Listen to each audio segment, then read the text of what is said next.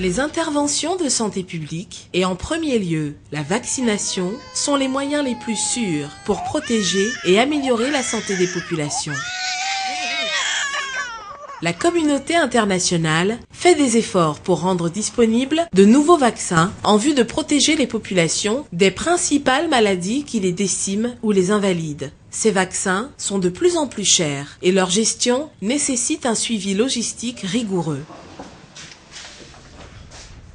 En vue de remettre la gestion du système logistique de la santé aux mains de professionnels qualifiés et compétents, les partenaires de la santé, notamment l'OMS, l'AMP, Bioforce, soutenus par la Bill & Melinda Gates Foundation, ont entamé depuis 2005 des réflexions sur le bien fondé d'instituer la professionnalisation de la logistique de santé. Grâce aux avancées scientifiques et techniques et aux mécanismes de financement qui sont efficaces, les pays de la région maintenant ont accès à de plus en plus de nouvelles stratégies et des nouveaux produits qui permettent de préserver et d'améliorer la santé de la population.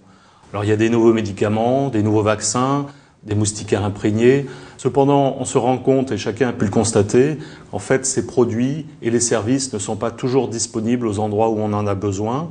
Et ça, pour des problèmes logistiques, généralement.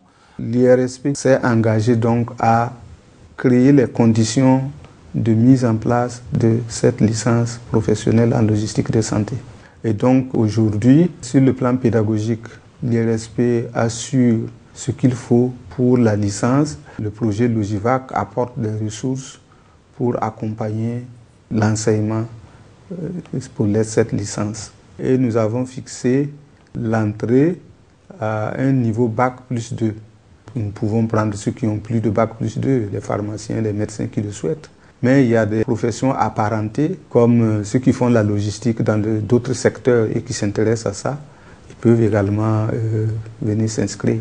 Nous pensons que cette formation est basée sur les réalités concrètes des différents pays, ce qui fait un plus.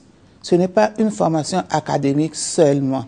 Donc les étudiants partent en connaissance de cause. Ils savent où sont les points faibles de tout le système, ce qu'on peut améliorer. C'est vraiment une opportunité et c'est l'occasion de saluer cette initiative qui est portée par l'AMP avec l'appui de l'OMS et des institutions de formation, notamment l'IRSP.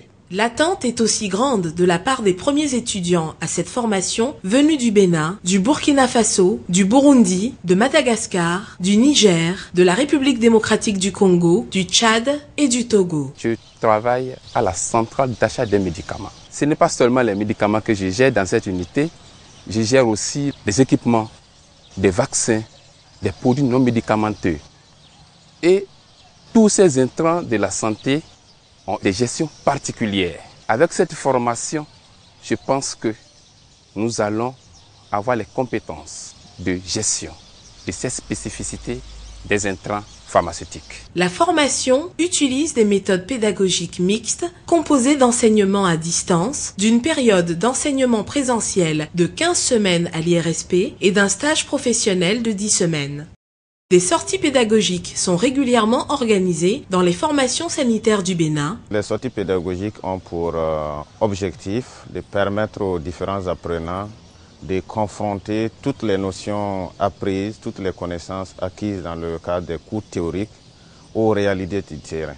Concrètement, comment la logistique vaccinale est mise en œuvre sur le terrain? Quels sont les équipements pour sa mise en œuvre? Quelles sont les procédures qui sont appliquées et quels sont les personnels pour la mise en œuvre de cette logistique vaccinale. Il est important que les participants voient ça sur le terrain pour concrétiser les aspects théoriques qu'ils ont appris.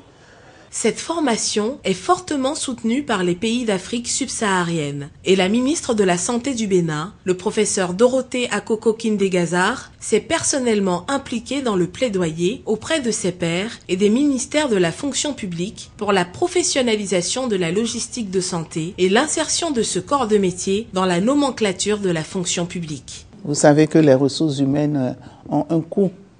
Mais quand on évalue le gain que pourraient avoir les systèmes de vaccination, les États devraient tout mettre en œuvre pour recruter ces logisticiens et les mettre à la disposition des systèmes de vaccination. Pour promouvoir ce nouveau corps de métier et renforcer leurs pratiques, les étudiants, sur l'impulsion de l'AMP et de ses partenaires, ont décidé de s'insérer dans un réseau professionnel de logisticiens de santé. Pour la pérennité donc de ce profil professionnel, je pense que c'est à nous de savoir et de vouloir créer un réseau de logisticiens de santé pour vraiment asseoir quelque chose qui va nous servir présentement et servir également nos frères et nos cadets qui vont venir après. Les partenaires à divers niveaux ont pris l'engagement d'œuvrer pour la pérennisation de cette formation. Dans ce cadre, un centre de référence sera mis en place au niveau de l'IRSP qui assurera chaque année la formation de nouvelles promotions de logisticiens de santé que les ministères de la Santé et les organisations internationales attendent d'accueillir en leur sein. Le projet Logivac a permis de constituer ce centre de référence en logistique de santé.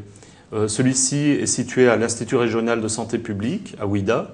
Il a pour mission d'offrir des formations professionnelles diplômantes et qualifiantes, de mettre en réseau les professionnels logisticiens de santé des pays de la région, mais aussi de pouvoir mettre à disposition des pays qui le souhaitent une expertise technique certifiée. La professionnalisation de la logistique de santé est donc en cours et il importe que chacun à son niveau joue sa partition afin que les systèmes de santé des pays africains participent à la bonne santé et l'épanouissement de chaque enfant, de chaque femme et de toutes les populations où qu'elles se trouvent en Afrique pour une atteinte des objectifs du millénaire pour le développement.